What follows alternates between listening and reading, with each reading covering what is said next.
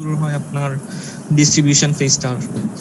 Distribution প্রসেসটা আপনি accumulation ধরতে পারবেন, অ্যাকুমুলেশন ধরা খুব একটা কঠিন ব্যাপার না, কিন্তু আপনার এই ডিস্ট্রিবিউশন ফেজটা আপনার জন্য খুবই কঠিন হবে একটা হয়, সাধারণত এটা খালি চোখে দেখা যায় না, আর it's not that easy to spot distribution. Many of the times আপনি হয়তো বা মনে করবেন যে এখানে রিঅ্যাকুমুলেশন হচ্ছে বা এখানে তো আপনার একটা ব্রেকআউট করছে, এখানে ব্রেকআউট করার পরে হাই ভলিউম হচ্ছে, হয়তো বা আপনি এটা ধরবেন বা একটা রেজিস্ট্যান্স ব্রেকআউট হচ্ছে। যেমন রিসেন্টলি আপনার এটা হয়েছিল, ডিস্ট্রিবিউশন খুব কুইকলি হয়ে গেছিল আপনার পদ্মা লাইফে। যদি পদ্মা লাইফের একটা চার্ট দেখি, পদ্মা লাইফে এটা একটা সাপোর্ট রেজিস্ট্যান্স লেভেল ক্রস করার চেষ্টা করছিল।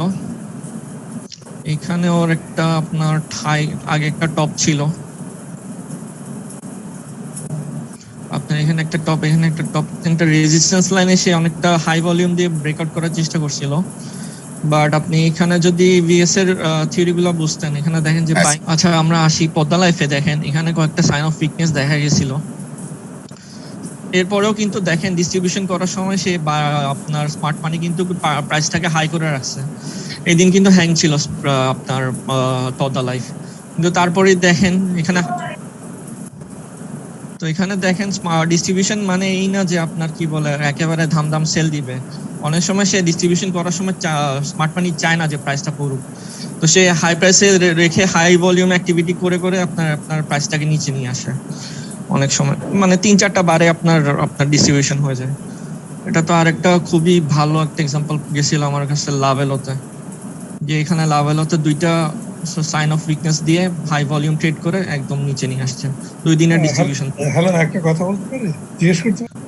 তো এই জন্য বললাম আর কি যে আপনার অ্যাকুমুলেশন আপনি অনেক সময় খেয়াল করতে পারবেন, হয়তো আপনার রাডারে ধরা পড়বে, বাট ডিস্ট্রিবিউশন বোঝাটা একটু কঠিন।